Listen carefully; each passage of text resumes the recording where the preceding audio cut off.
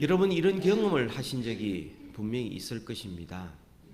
여러분은 신앙생활을 열심히 하고 하나님 앞에 정직하게 살아감에도 불구하고 점점 사는 것이 힘들어지고 어려움을 겪는 이런 경험을 여러분이 하신 적이 있을 겁니다.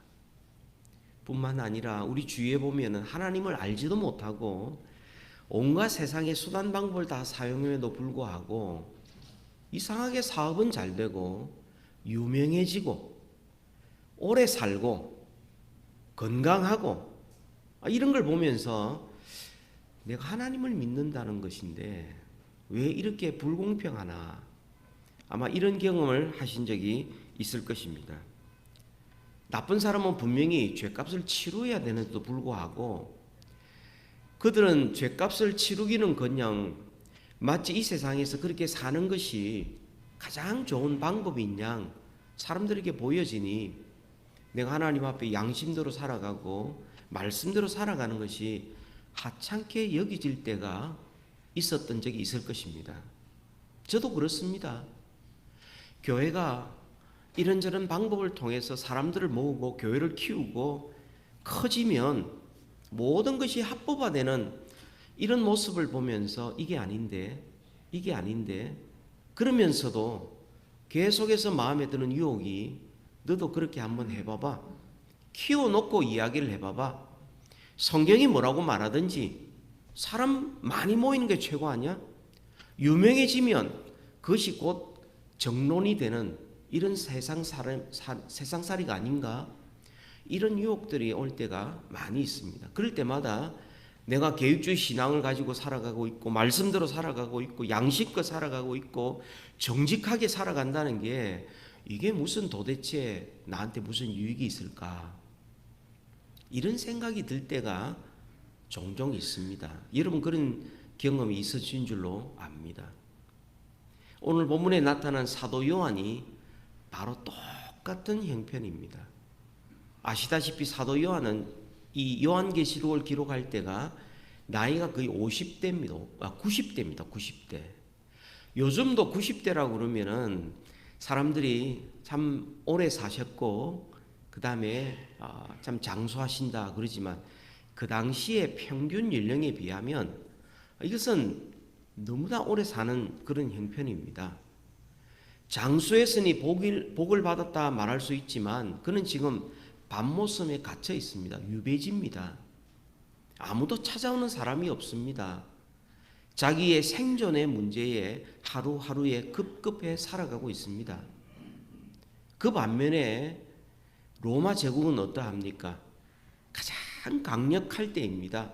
세계를 정복하고 들리는 소문에 의하면 로마가 세계를 정복하고 나가서 싸우는 것마다 승리하고 있는 바로 그런 소식이 들리고 있는데 자기는 지금 90노인이 되어서 유배지에 갇혀있는 신체입니다. 왜 그렇게 되었습니까? 예수 믿었기 때문에 그렇습니다. 예수님 믿고 예수님 전한다는 이유 하나만으로 그는 그런 고난을 말년에 당하고 있는 것입니다. 인생의 말년에 그런 고난을 당한다는 것은 어쩌면 자기 인생이 부정당하는 것 같은 그런 어려움을 처했다 말할 수 있을 것입니다. 분명히 로마 제국의 그 타락한 것을 알고 있습니다. 하나님을 대적한 것도 알고 있습니다. 교회를 핍박하고 믿는 자들을 감옥에 집어넣고 죽이고 화형시키고 다 알고 있습니다. 그런데 잘 되고 있는 겁니다. 그런데 자기는 양심대로 살아왔고 복음을 전했는데 자기는 지금 생존에 급급해 있고 유배지에서 하루하루 허덕이며 살아가고 있는 것입니다. 여러분 이런 사도 요한에게 이런 생각이 들지 않았겠습니까? 하나님, 제가 믿는 하나님 어디 계십니까? 하나님이 통치하고 계시면 세상 이렇게 둘 것입니까? 하나님이 좀 나타나셔서 죄인들을 좀 처리해 주시고 정직한 자를 좀 높여 주시고 잘되게 만들어 주셔야지. 하나님 지금 이게 뭡니까? 하나님이 세상을 주권적으로 통치하신다고 믿고 있는데 세상은 지금 방향이 거꾸로 돌아가고 있지 않습니까? 아마 이런 생각을 하고 있었을 것입니다. 할 수도 있었겠죠. 여러분, 사도 요한이 지금 그 시대에 가장 필요한 것이 무엇이었겠습니까? 친구가 필요하겠습니까? 필요하겠지요. 건강이 필요하겠습니까? 90세니까 그의 인생이 얼마 남지 않았지만 그래도 친구가 필요할 수 있습니다. 물질 필요할 수 있습니다. 먹고 살아야 되니까 필요합니다. 그런데 그 모든 것들은 잠시 잠깐 후면 없어질 것들입니다. 변할 것들입니다. 영원하지 않습니다. 여러분이 생각할 때 사도 요한에게 가장 필요한 것이 무엇이라고 생각합니까? 믿음입니다. 오늘 우리도 마찬가지입니다. 이 미국 땅에 세계 최강의 나라에 가장 안정된 곳에 살고 있는데 여러분이 보시는 이 미국이 지금 제자리로 제대로 걸어가고 있습니까? 얼마나 타락했습니까? 불의한 자들이 떵떵거리며 살고 있고 정직한 자들이 허덕이며 살아가고 있는, 하나님을 떠나는 것을 자랑스럽게 여기는 이 미국 땅에 우리가 살고 있지 않습니까? 이런 생각을 할 때에 과연 우리에게 필요한 게 뭡니까? 집이 필요합니까? 친구가 필요합니까? 돈이 필요한 겁니까? 노자금이 필요한 겁니까? 이런 모든 것들은 여러분 잠시 잠깐 후면 없어질 것들입니다. 뭐가 필요합니까? 믿음이 필요합니다.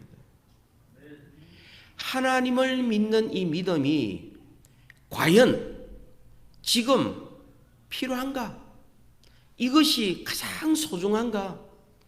그것을 드러내며 살아가도록 하나님이 지금 이 땅에 우리를 두고 계시는 겁니다.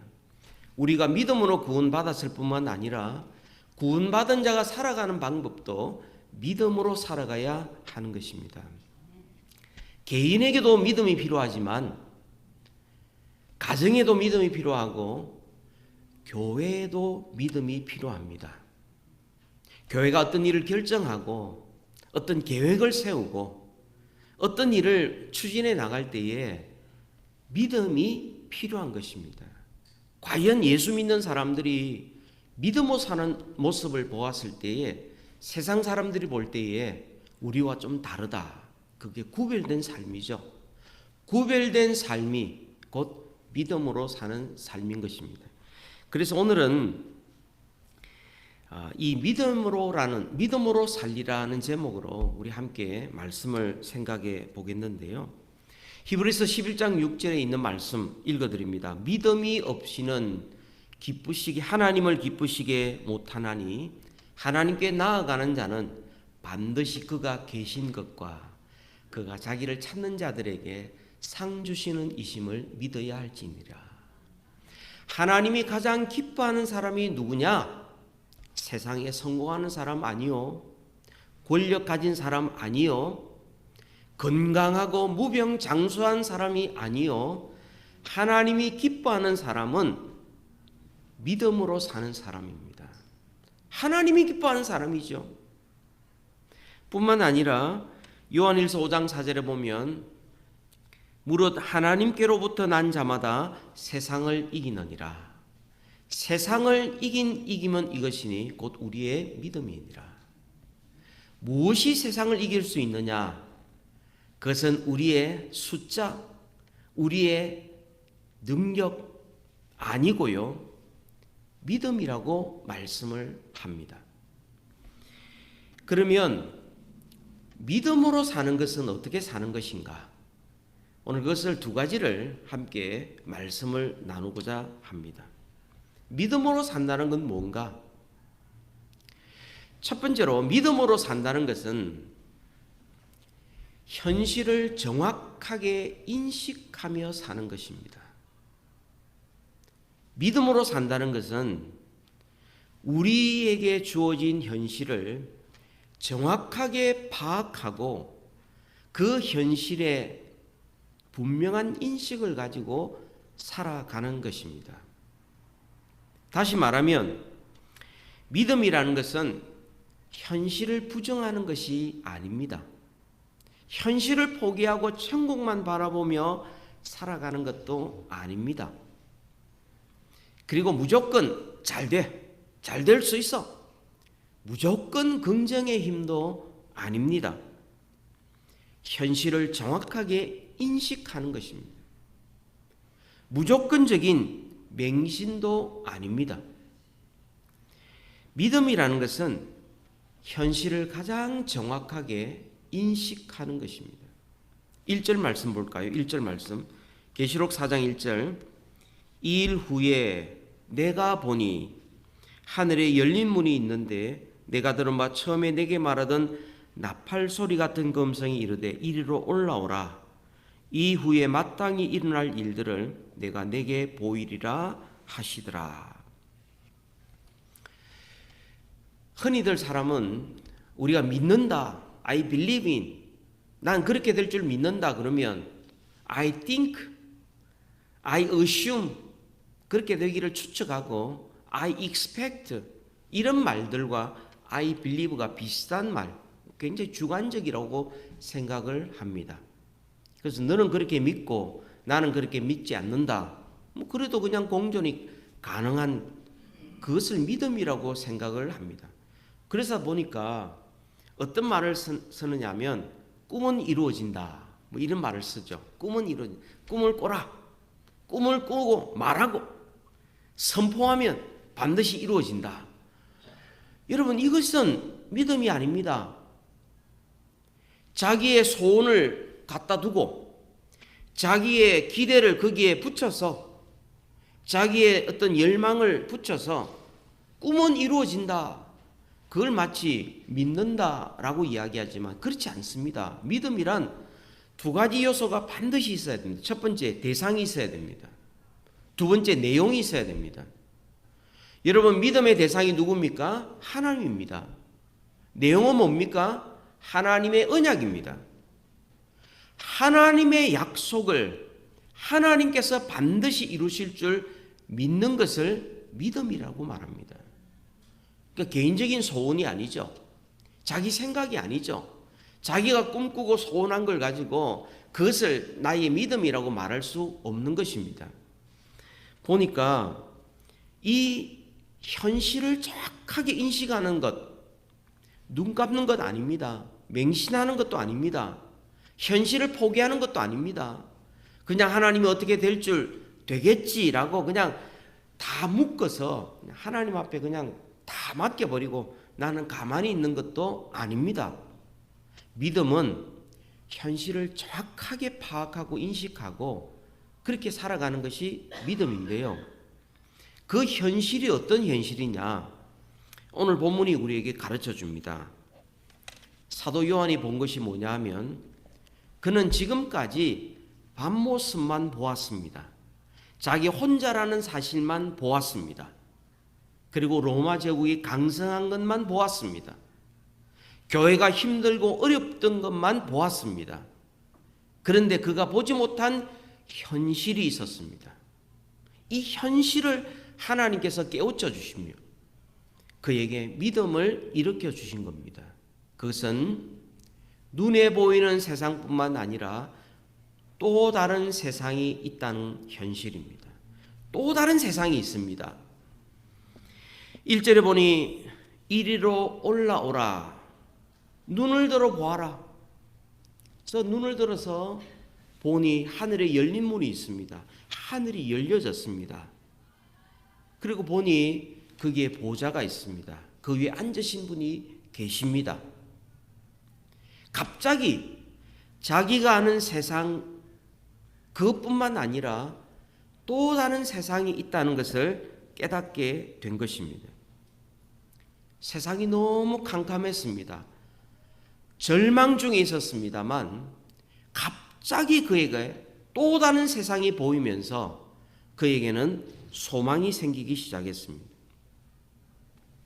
실제로 우리는 두 세상에 살고 있습니다. 보이는 세상과 보이지 않는 세상이죠. 정확하게 말씀드리면 육신의 눈으로 볼 수 있는 세상과 육신의 눈으로 볼 수 없는 하나님께서 믿음을 주셔야만 비록 볼 수 있는 그런 세상이 있습니다. 그리고 없어지는 하나님의 심판에 불로 없어질 세상이 있고 영원히 없어지지 않는 세상이 있는 것입니다. 그것이 분명히 존재한다는 것을 하나님께서 보여주셨습니다. 여러분, 이 또 다른 세상은 야곱도 보았습니다. 베델에서 보았고요. 열왕기하 6장에 보면 아람 군대가 도단성에 쳐들어왔을 때에 아람 군대가 그 도단성을 완전히 포위하고 있었습니다. 그때 엘리사의 사환이 그 모습을 보고는 이제 우리 죽었다. 우리는 싸울 힘도 없고 무기도 없고 우리는 아무것도 할 수 없다 했을 때 엘리사가 어떻게 합니까? 하나님 앞에 기도하죠. 하나님, 눈에 보이는 것이 전부가 아닙니다. 이 사원의 눈을 열어 주옵소서 했을 때 사원의 눈을 열어 주셨을 때 하나님의 군대가 있었습니다. 불말과 불병거가 있었고 그리고 하나님의 명령에 의해서 그 하나님의 군대가 아람 군대를 완전히 박멸시켰습니다. 전멸시켰습니다. 그 보았던 바로 그 다른 세계를 사도 요한이 지금 밤모섬에서 보고 있는 것입니다. 만약 그가 눈에 보이는 세상만 보고 있었더라면 분명히 절망했을 것입니다. 소망이 없죠. 그러나 하나님께서 또 다른 세상이 있음을 보여주셨을 때에 그는 다시금 믿음이 흔들리지 않고 하나님을 변함없이 의지할 수 있었던 것입니다. 여러분, 어떤 사람은 이렇게 질문합니다. 그런 세상이 있다는 거 어떻게 압니까? 나는 보지를 못했는데요. 내가 확인하기 전까지는 저는 믿을 수 없습니다. 이렇게 대답하거나 질문하는 사람이 있습니다. 그 말 들으면 또 그 말도 그런 것 같아요. 근데 여러분, 내가 보지 않기 때문에 믿을 수 없다는 말 가운데는 크게 두 가지의 오류가 있습니다. 첫 번째로 인식론적인 오류가 있습니다. 내가 안 보이니 없다는 것은 인식론의 한계를 인정하지 않는 겁니다. 사람의 눈이라는 것은 너무나 가까워도 안 보이고 너무 멀어도 안 보입니다. 내가 안 보이니까 없다? 현미경으로 보지 않고는 볼 수 없는 것을 내가 안 보이니 없다? 인식론의 한계를 인정하지 않는 겁니다. 그것은 오류입니다. 내가 눈으로 보지 않기 때문에 내가 인정할 수 없다는 것은 자기 자신이 볼 수 없음을 인정하지 않기 때문에 그것은 오류입니다. 둘째, 논리적인 오류가 있습니다. 피조물이 창조주를 어떻게 압니까? 이 세상에 속한 자가 하늘을 어떻게 압니까? 다른 세상을 어떻게 압니까? 논리적인 오류가 있는 것이죠. 여러분도 아마 동물의 왕국이라든지 뭐 이런 걸 보시면 아시겠지만 제일 빠른 동물이 치타입니다. 제일 빠르죠. 두 번째 빠른 동물이 타조입니다. 타조가 굉장히 빠르죠. 근데 타조가 막 달리다가 자기가 더 이상 뛸 수 없을 때 어떻게 합니까? 머리를 모래에 파묻어 버리고 숨습니다. 그렇다고 안전해집니까? 내가 안 보인다고 안전합니까? 뭐 바로 잡혀 먹는 거죠. 타조 같은 사람들이 있어요. 안 보이니까 난 믿을 수 없어. 이런 사람들이 있습니다. 이것은 인식론의 한계와 논리적인 오류를 인정치 않는 참 어리석은 생각이라고 말할 수 있습니다. 그럼 우리는 어떻게 알 수 있느냐? 우리는 어떻게 그 사실을 알 수 있느냐? 하나님께서 우리에게 알게 해 주셨던 믿음으로, 그리고 더 나아가 하나님의 말씀으로 알 수 있는 것입니다. 우리가 하나님이 세상을 창조하실 때에 그 자리에 있었던 적은 아무도 없습니다. 하나님 외에는 존재했던 사람이 없습니다. 하나님이 계시로 우리에게 알려주셨고 그것을 성경으로 기록해 주셨기 때문에 진리의 말씀으로만 하나님이 하신 일을 비로소 알 수 있는 것입니다. 다른 세상이 존재한다는 걸 어떻게 알 수 있습니까? 성경 말씀에 그렇게 말씀하고 있기 때문에 우리가 비로소 알 수 있는 것입니다. 여러분, 우리가 살아가는 현실은 보이는 세상이 전부가 아닙니다. 또 다른 세상이 존재한다는 사실을 우리는 항상 기억해야 되겠고요. 두 번째로 우리가 알아야 될 것은요, 우리가 살아가는 현실은, 우리가 지금 살아가는 이 현실은, 이 세상은, 이 세상이 보이지 않는 세상을 움직이는 것이 아니라 보이지 않는 세상이 보이는 세상을 움직입니다. 1절 말씀을 우리 다 같이 한번 같이 읽도록 하십시다. 1절 말씀을, 계시록 4장 1절. 이 일 후에 내가 보니 하늘에 열린 문이 있는데 내가 들은 바 처음에 내게 말하던 나팔 소리 같은 음성이 이르되 이리로 올라오라. 이후에 마땅히 일어날 일들을 내가 내게 보이리라 하시더라. 아멘. 이 세상이 어떻게 움직이느냐?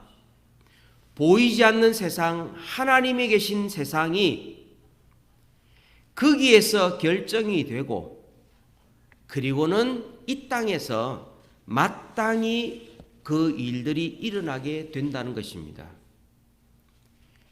보이지 않는 세상이 결정하고 비로소 보이는 세상에 나타나게 되는 것이 하나님이 세상을 통치하시는 방법입니다.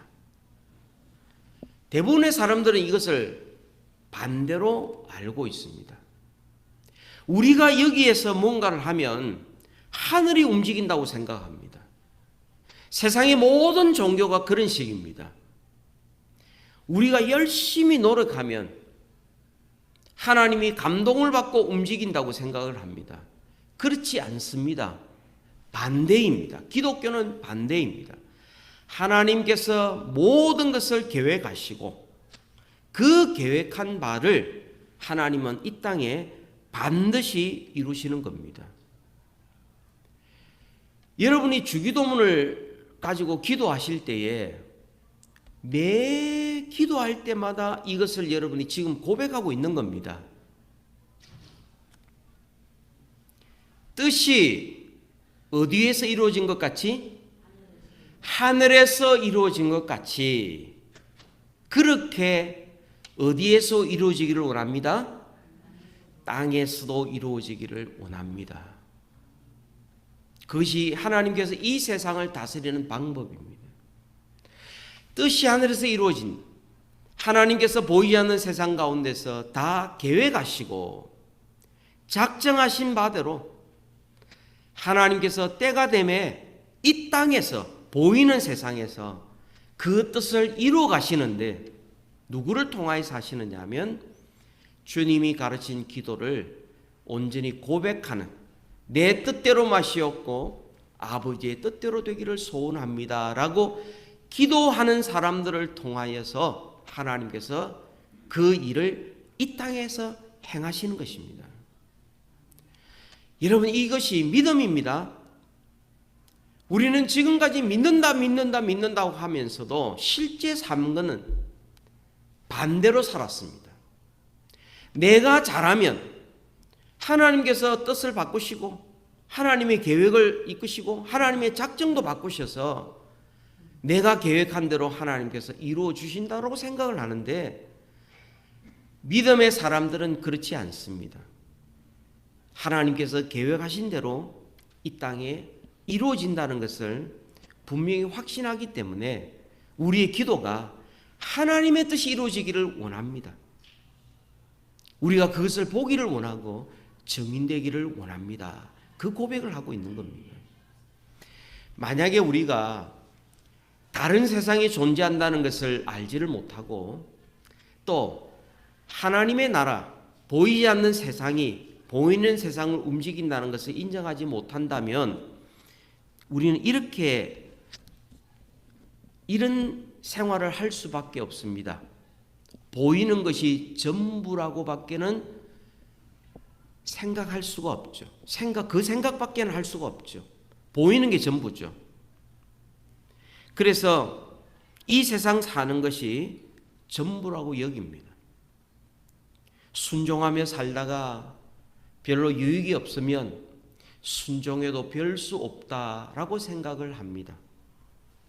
악인이 출세하고 건강하면 내가 양심껏 사는 것이 비록 하찮게 여겨집니다. 믿음 없는 사람의 모습이죠.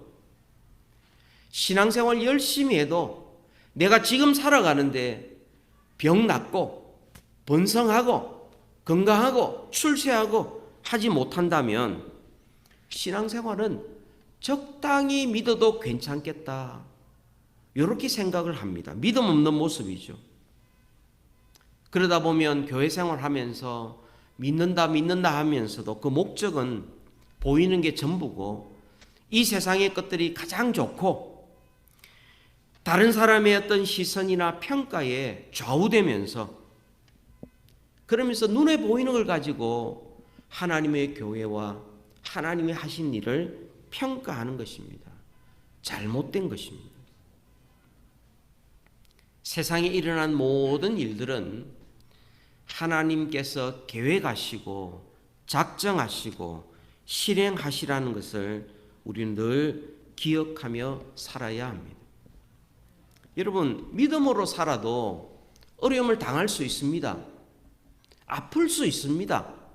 사업에 굉장히 힘이 들 수도 있습니다. 근데 그것이 결코 우연히 생긴 것이 아니라 하나님의 계획 속에 있다고 그러면 그것이야말로 우리의 믿음이 자랄 수 있는 기회인 것이죠. 그것 때문에 하나님을 붙잡는다면 우리는 세상에 없어질 것들을 손해보고 영원한 믿음을 붙잡고 영원한 삶을 우리가 살아갈 수 있다면 그것이 오히려 더 큰 유익이 될 수 있다는 믿음의 결단을 할 수 있는 것입니다. 우리가 자꾸만 눈에 보이는 것이 전부인 양 생각하다 보니 자꾸만 눈에 보이는 것 가지고 큰 교회, 작은 교회, 숫자 많은 것, 적은 것, 재정이 풍부한 것, 재정이 적은 것, 유명한 것, 무명한 것 자꾸 이야기하고 있지만 사도 바울이 믿음으로 세상을 바라볼 때에 믿는 자들은 무명한 자 같으나 세상 사람 보기에 하나님 앞에서는 유명한 자요. 약한 자 같으나 하나님 앞에는 강한 자요. 보잘것없이 보일지 모르지만 하나님 앞에는 가장 존귀한 자라고 고백할 수 있었던 겁니다. 그가 연약한 사람 앞에 한없이 연약해질 수 있었고 왕이나 총독 앞에서 당당할 수 있었던 이유가 바로 사람들의 시선, 세상의 평가에 휘둘리지 않고 하나님 앞에서 자기를 보았을 때에 어떤 상황에서도 하나님 앞에서 자기를 보았을 때 당당할 수 있었던 것입니다. 여러분, 믿음으로 산다는 것은 현실을 정확하게 파악하는 것입니다.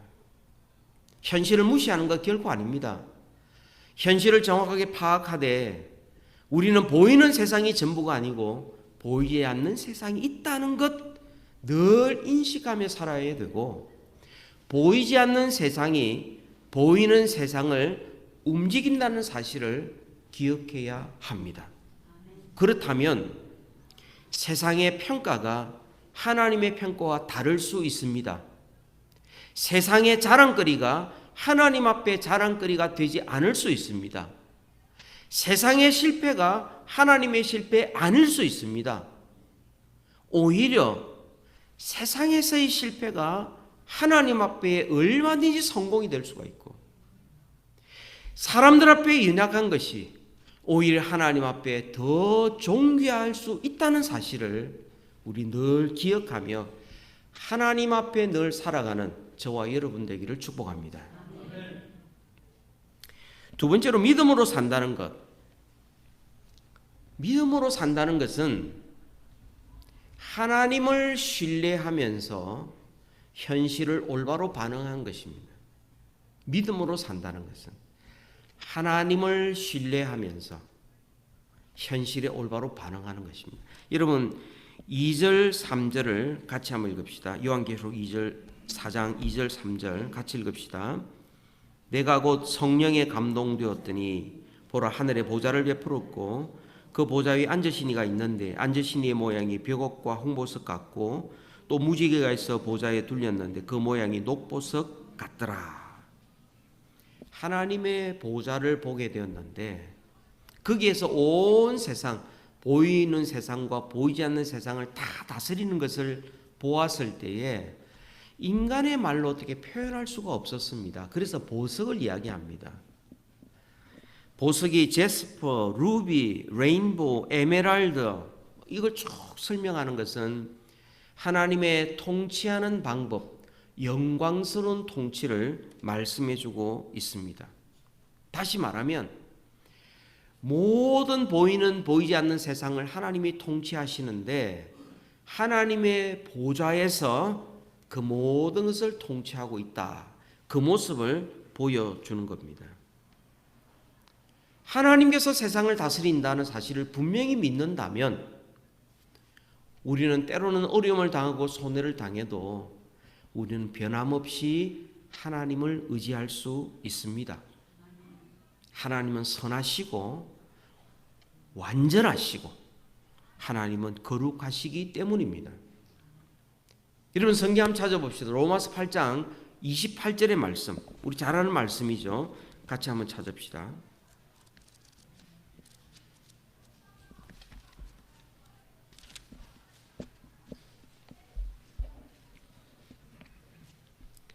로마서 8장 28절의 말씀, 우리가 알거니와라는 말씀은 우리가 확신한다 이런 말씀인데요. 8장 28절 같이 읽읍시다. 우리가 알거니와 하나님을 사랑하는 자 곧 그의 뜻대로 부르심을 입은 자들에게는 모든 것이 합력하여 선을 이루느니라. 아멘. 왜 우리가 이렇게 고백할 수 있습니까?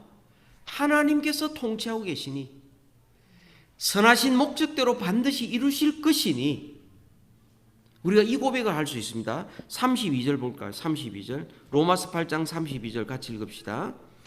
자기 아들을 아끼지 아니하시고 우리 모든 사람을 위하여 내주시니가 어찌 그 아들과 함께 모든 것을 우리에게 주시지 아니하겠느냐. 아멘입니다. 아멘. 아멘.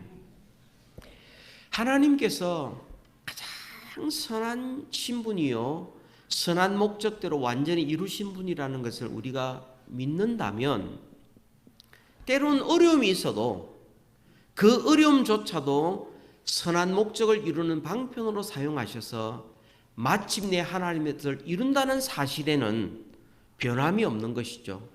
그래서 하나님을 신뢰할 수 있는 겁니다. 어려우면 원망했다가 잘 되면 찬양했다가 한 입에 두말하지 않고 어느 형편이든지 하나님을 변함없이 신뢰할 수 있는 것은 하나님께서 온 세상을 주권적으로 통치하시는 분이시기 때문에 그렇습니다. 요한계시록 전체가 이 말씀을 하고 있는 겁니다. 여러분 요한계시록을 우리가 22장까지 1장부터 22장까지를 읽으면서 많은 분들이 계시록은 어렵다, 계시록은 무섭다 이렇게 말을 하는데 원래 계시록은 핍박받는 성도들에게 위로를 주기 위한 책입니다. 뭐 계시록 우리가 성경부도 있고 강해 쭉 말씀하시는데 너무 잘하고 계시는 겁니다. 요한계시록 1장을 말씀하시면서 온 역사의 주인이요 이 만물을 다스리는 분이 누구냐? 만왕의 왕이시고 만주의 주이신 예수 그리스도께서 그 일을 하신다. 계시록 2장 3장에 보면은 하나님께서 그 일을 어디를 통하여 먼저 이루시느냐? 교회를 통하여 이루어 가신다. 그리고 4장 5장에 보면은 하나님의 보좌가 나옵니다. 보좌에 앉으신 예수님, 그 곁에 계시는 예수 그리스도, 그 앞에 계시는 성령 하나님, 삼일체 하나님 그 모습이 나오면서 앞으로 되어질 모든 일들은 우연히 되어진 일이 아니고 어쩔 수 없이 일어나는 일이 아니고 성부, 성자, 성령 하나님이 계획하시고 그 약속대로 반드시 이루시는 하나님의 일이다. 그게 6장부터 20장까지 7인 7대접 7나팔 심판이 계속되는 것입니다.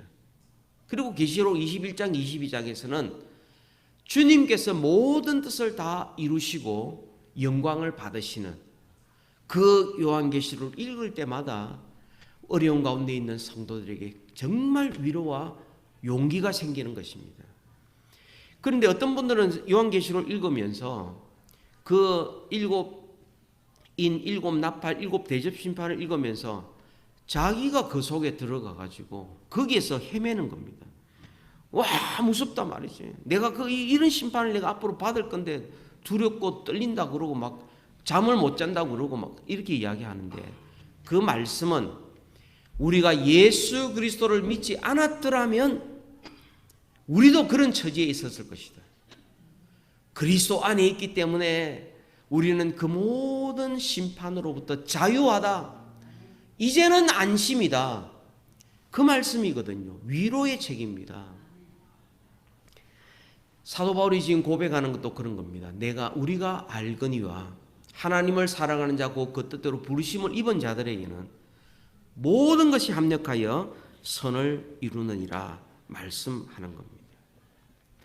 여러분, 하나님을 가장 신뢰하며, 왜냐하면 세상의 통치자이시니 실수하지 않으신 분이니 내가 현실을 믿음으로 반응하는 것입니다. 여러분, 현실이 내가 계획한 대로 이루어지지 않았을 때에, 답답해질 때에 우리 앞에 두 가지 길이 있습니다. 원망할 수 있습니다. 내가 지금까지 그렇게 노력했는데 하나님 나한테 왜 이렇게 하는 일마다 막으시는 겁니까? 너무 답답합니다라고 하나님을 원망할 수도 있지만, 또한 믿음으로 반응할 수 있습니다. 베드로를 보십시오. 베드로가 밤새도록 그물을 던져서 잡은 것 하나도 없었습니다. 새벽에 모든 걸 포기하고 이제 그물을 깃고 있을 때 주님이 다가오셨어요. 잡은 거 있느냐? 없습니다. 깊은 데 가서 그물을 던져라. 도무지 상식적으로는 이해가 되지 않는 말씀인데 베드로가 이렇게 말합니다. 밤새도록 내가 수고했지만 잡은 것이 없지만 말씀을 의지하여 제가 그물을 내리겠습니다. 믿음으로 반응했습니다. 어떻게 됐죠? 만선의 기쁨을 얻을 수 있었습니다. 원망이냐? 믿음으로 반응할 것이냐? 우리는 두 길 앞에서 하나님을 신뢰하는 마음으로 믿음의 길을 선택할 수 있어야 하겠습니다. 뿐만 아닙니다. 감옥과 같은 현실에서 답답해질 때, 실제로 감옥과 같은 곳에서 우리가 어디 빠져나올 구멍이 없을 때, 그럴 때 있지 않습니까? 나아갈 수도 없고 뒤로 갈 수도 없고 도와줄 사람도 없고 감옥과 같은 곳에 있을 때에 낙심할 수도 있지만 믿음으로 대처할 수도 있습니다. 바울과 실라가 빌립보 곳에 가서 복음을 전하다가 예수를 전한다는 이유 하나만으로 감옥에 갇히게 되었습니다. 매를 많이 맞았습니다. 착고에 처했습니다. 그런데 그가 기도하기 시작하고 찬송하기 시작합니다. 예수 전하라 말씀 듣고 전하다가 매를 맞았고 감옥에 갇혔으니 얼마나 억울합니까? 이제는 내가 가만히 있어야 되겠다 할만합니다만, 그가 믿음으로 다시금 기도하고 찬송했을 때 하나님께서 감옥문을 여셨습니다. 그리고 그 간수를 믿게 하셔서 그 간수의 집이 빌립보 교회의 시작이 되었습니다. 하나님이 하시는 일이죠. 여러분, 또한 우리가 믿음으로 사는 이 신앙 양심을 우리를 억누르는 환경을 만날 수 있습니다. 그럴 때에 잠시 타협하려고 하는 유혹도 있지만 믿음으로 대처할 수도 있습니다. 아시다시피 다니엘 같은 경우 그가 포로로 잡혀와서 정말 어렵게 겨우 살아남았습니다. 겨우 왕궁에서 여러 세대에 걸쳐서 살아남았는데 자기들을 경계하는 그런 사람들에 의해서 다른 신의 이름으로 기도하면 사자굴에 던져 넣는다는 그 의인에 찍혔습니다. 타협할까? 계속할까? 믿음으로 살까? 그때 다니엘이 어떻게 했습니까? 의인이 찍힌 줄 알고도 전과 같이 창을 열고 하나님 앞에 기도하게 되었대요. 결과적으로 어떻게 됐습니까? 왕이 그의 진심을 알게 되었고 그를 시기하던 자들이 사자굴로 던져 넣게 되었던 것입니다. 여러분, 우리 앞에 믿음으로 살 것인가 내 생각대로 살 것인가 항상 있습니다. 3주년 됐다고 제가 들었습니다. 글로리 가주 남교회가, 저는 처음 필라델피아, 펜실베니아에 1992년도에 유학을 왔습니다. 그리고 한 교회를 계속 다니고 있는데 그 교회에 인원이 한 50명 정도 되는 조그마한 교회였습니다. 그러다 보니 아무리 몸부림쳐도 그걸 벗어나지를 못하는 겁니다. 겨우 생각했던 것이 친구 되는 목사님과 같이 두 교회가 연합하는 방법이었었습니다. 그래서 하나가 되었었어요. 우리가 이제 두 교회가 하나 되었으니 열심히 우리가 하나됨을 유지하자. 그래서 1년 동안 열심히 모이고 잘 먹고 운동하고 야외에 나가고 하하호호 하면서 잘 지냈습니다. 그런데 이 두 목사님이 둘 다 한 사람도 양보를 안 하는 겁니다. 저는 그때 유학생이었기 때문에 출석만 하고 있었는데, 그래서 우여곡절 끝에 1년 있다가 다시 원 상태로 돌아가려고 결정이 났습니다. 참 놀라운 것은 1년 동안 그렇게 재미있게 잘 지냈는데, 잘 먹고 잘 놀고 그렇게 잘 지냈는데 1년 만에 딱 둘로 나눠지는데 한 사람도 남지 않고 왔던 그대로 나눠졌습니다. 깜짝 놀랐습니다. 어떻게 이럴 수가 있나? 그때 굉장히 마음이 힘들었습니다. 교회가 어려우니까요. 사탄이 어떻게 역사하느냐? 제가 하는 말에서 귀까지 가는데 사탄이 역사합니다. 공중의 권세 잡은 자가 어떤 의미인지를 대충 느낄 정도였습니다. 그것은 모든 교인이 마찬가지였습니다. 그런데 그 와중에 교회가 어렵다는 소문을 듣고는 평소에 교회도 출석하지 않는 사람들이 그때부터 신이 나기 시작했습니다. 교회 가면 재밌다고. 뭔가 문제가 있다. 이번 주에는 무슨 일이 있을까 막. 교회 안 나오는 사람이 막 신나서 주일날 나오기 시작하는 거죠. 참 희한하죠. 교회가 문제 났는데 기도하고 엎드려서 정말 눈물로 가슴을 찢는 사람보다 그 모습을 구경하는 게 너무 신나는 사람들이 있다는 사실이 너무 놀랐습니다. 그 와중에 청년들 다 마음이 아팠고 힘이 들었고, 그때 제가 이민교회의 민낯을 보았습니다. 유학으로 와서 공부 조금 하다가 한국 가서 활동하려고 했던 계획을 접고 이민교회의 이 어려운 모습을 좀 섬겨야 되겠다. 그로부터 제가 지금까지 있게 된 것입니다. 그러면서 제가 다짐한 그것입니다. 이민교회는 절대 싸우면 안 된다.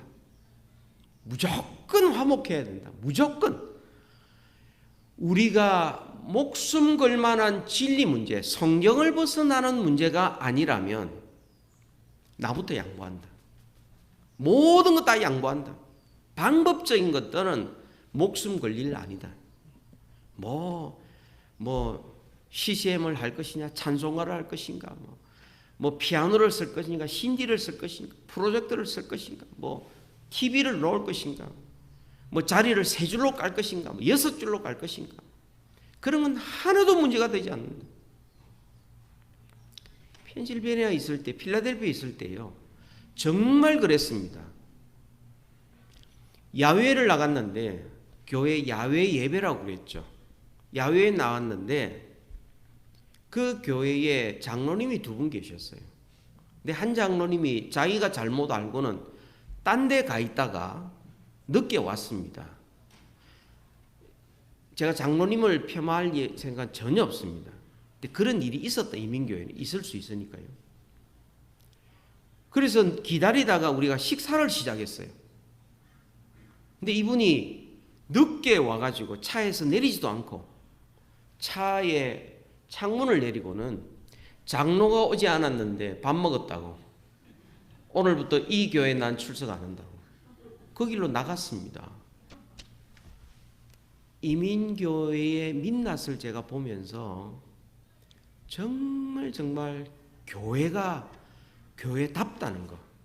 제가 여기 와서 큰 교회, 작은 교회 목사님들, 장로님들 많이 만나면서 이야기를 듣습니다만 어느 교회 하나 문제없는 교회 없었습니다.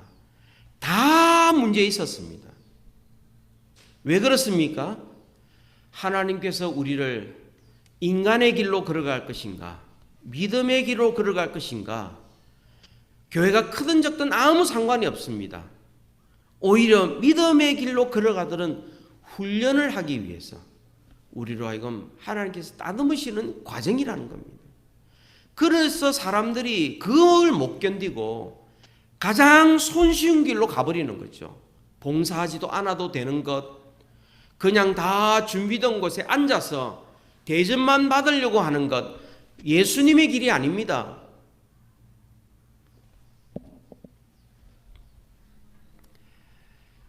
저희 교회 2003년도에 제가 담임으로 부임을 했습니다.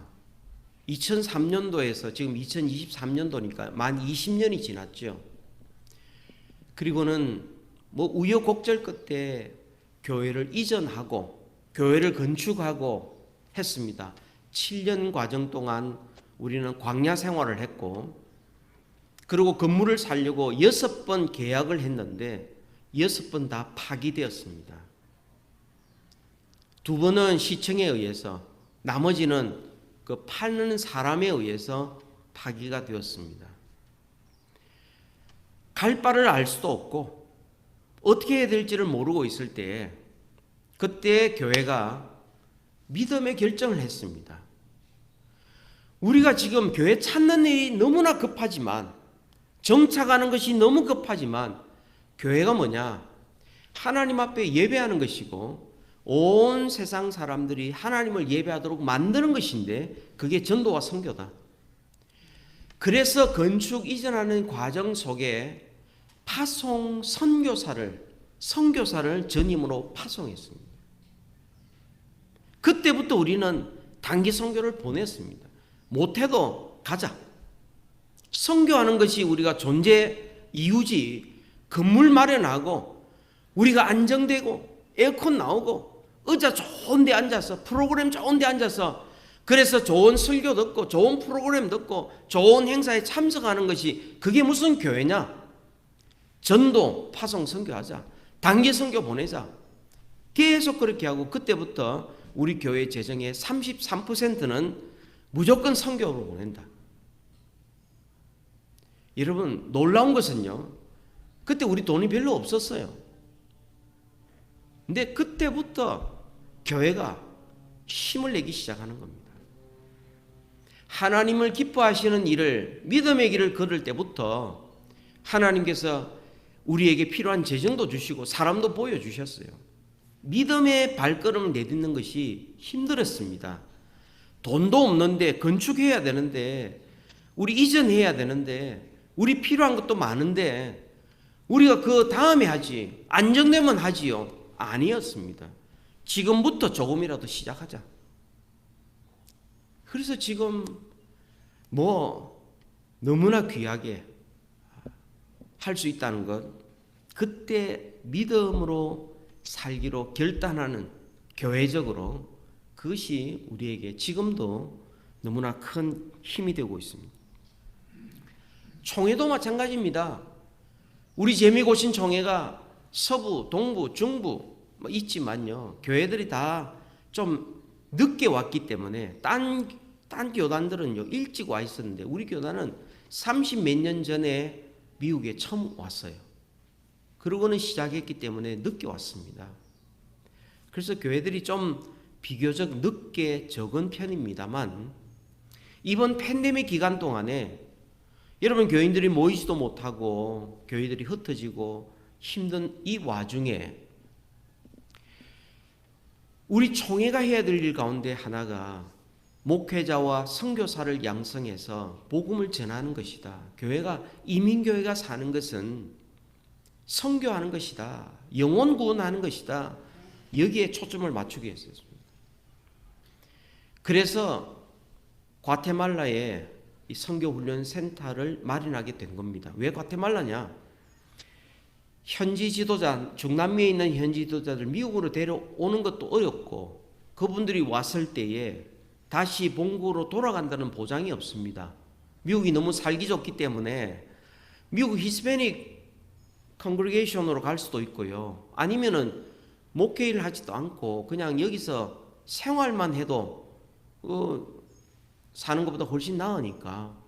그래서 과테말라로 정하고 언어 문화의 적응과 현지 지도자들을 양성하는 교육하는 그 과테말라, 옛날 스페인이 지배할 때에 총독부가 거기에 있었습니다. 거기에서 일꾼들을 양성해서 중남미 지역으로 파송했던 바로 그곳에 우리가 42만 불짜리 프로젝트로 만들어서 구입하고 완납하고 지난 수요일 날 헌당식을 하게 된 겁니다. 팬데믹 기간 동안입니다.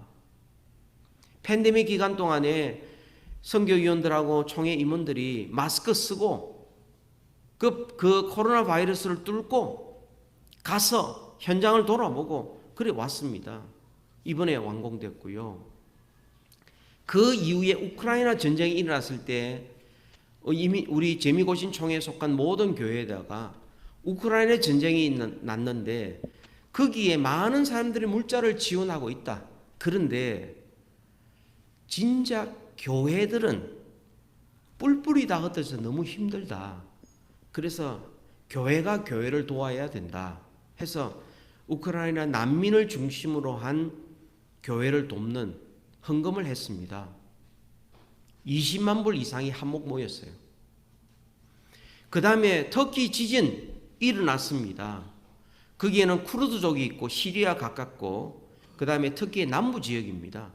거기에 지진이 일어나게 되었는데 그때 그 터키에 총선이 있고 이래서 사람들이 별 관심을 기울이지 않았습니다. 거기에 우리가 파송을 하고 해서 교회들에게 우리 지진 피해자들을 위해서 도우면 거기에 컨테이너로 집을 만들어서 그분이 살아갈 수 있도록 하고 거기에다가 우리 교회가 그것을 도네이션 했다는 것을 그 표시를 하고 선교사님들이 계속 관리하기로 했는데 무려 23만 불 이상이 헌금이 모였습니다. 여러분 선교센터 또 우크라이나 전쟁 난민들 터키 지진 피해자 합해 보니까요 2-3년 내에 우리 조그마한 교회들이 힘껏 노력해서 무려 6-70만 불의 헌금이 모여졌어요. 깜짝 놀랐습니다. 너무나 놀라운 겁니다. 하나님의 일을 하니 하나님이 기뻐하시는 일을 하니 교회들이 힘껏 참여하게 되었고 그래서 우리 하나님에서 받은 이 사랑이 흘러 넘쳐서 그들에게 전해지게 된 것입니다. 여러분 우리 현실만 바라보면 우리가 나도 살기 어렵다. 나도 지금 페이먼트 매달 하기 어렵다라고 말할 수 있지만 그러나 우리가 이 세상만 바라보면 움츠러들지만 보이지 않는 세상, 하나님 영원한 세상을 바라보면서 하나님을 신뢰하며 믿음으로 반응하면 우리는 분명히 우리의 삶에 하나님이 기뻐하신 열매들이 하나씩 둘씩 맺히기 시작할 것입니다. 믿음으로 결단하시고 믿음의 길을 걸어가야 하는 겁니다. 현실을 똑바로 지켜야 하시고 그리고는 하나님을 가장 신뢰하면서 믿음의 길을 걸어가야 합니다. 답답한 현실이지만 여러분 그것이 해결되면 제일 시원합니다. 답답한 게 해결되면 가장 시원하듯이 가장 힘든 것이 해결되면 가장 자랑스럽고 가장 기쁜 것입니다. 우리가 먼저 그의 나라와 그의 의를 구하라 주님이 말씀하셨는데 그것을 먼저 구했을 때 과연 하나님께서 채워주시는 마태복음 6장 33절의 이 약속을 우리의 삶에 경험하고 그것을 우리의 삶에 간증을 한다면 분명히 우리의 삶이 이 세상과 구별된 삶이 될 것이고 하나님의 자녀다운 삶이 되게 될 것입니다. 여러분 성경 한 구절 더 찾습니다. 믿음으로 산다는 것은 현실을 직시하고 믿음으로 산다는 것은 하나님을 가장 신뢰하면서 현실을 믿음으로 반응하는 것인데 그렇게 살아갈 때에 요한계시록 4장 8절부터 11절까지입니다. 4장 8절부터 11절까지입니다. 같이 읽읍시다. 네 생물은 각각 6날개를 가졌고 그 안에 주위에 눈들이 가득하더라. 그들이 밤낮 쉬지 않고 이르기를 거룩하다 거룩하다 거룩하다 주 하나님 곧 전능하신 이여 전에도 계셨고 이제도 계시고 장차 오실 이시라 하고 그 생물들이 보좌에 앉아서 세세토록 살아계시는 이에게 영광과 존귀와 감사를 돌릴 때에 24장로들이 보좌에 앉으신 이 앞에 엎드려 세세토록 살아계신 이에게 경배하고 자기의 관을 보좌 앞에 들이며 이르되 우리 주 하나님이여 영광과 존귀와 권능을 받으시는 것이 합당하오니 주께서 만물을 지으신지라 만물이 주의 뜻대로 있었고 또 지으심을 받았나이다 하더라. 아멘. 하나님이 세상을 다스리시고 보이지 않는 세상이 보이는 세상을 움직이고 하나님의 뜻은 조금이라도 변함없이 반드시 이루신다는 사실을 믿는 사람들이 할 수 있는 가장 올바른 반응은 바로 이와 같이 하나님 앞에 엎드려 예배하는 것입니다. 우리의 예배가 찬양을 통하여 흥을 돋구는 것도 아니고요. 우리의 예배가 어떤 사람의 설교를 통하여 감동받는 것으로 끝나는 것도 아니고요. 우리의 예배가 어떤 사람의 기도가 감동 어려서 우리의 마음이 뭉클해지는 것도 아닙니다. 우리의 예배는 찬양과 기도와 봉헌과 설교와 이 모든 것이 다 아우러져서 하나님 앞에 엎드려 하나님 앞에 영광을 올려드리며 우리는 하나님을 신뢰합니다. 하나님을 믿습니다. 하나님이 다스림을 찬양합니다. 하나님만 영광을 받으시옵소서. 하나님께 예배 드릴 때에 하나님의 통치가 이 땅에 이루어지기 시작하고 하나님의 영광이 임하는 교회, 그로리 가주남교회가 되는 것입니다. 하나님의 영광이 있는 그런 교회, 하나님의 영광을 드러내는 그런 성도, 우리의 일생이 하나님 앞에 섰을 때에 우리의 힘을 다하여 수고하고 수고했다, 잘했다, 우리의 눈에 눈물을 닦아주시고 우리의 무릎을 일으켜 세워주시면서 우리를 품에 안으시는 바로 그날을 바라보면서 믿음으로 사시는 우리 모두 되기를 축복합니다.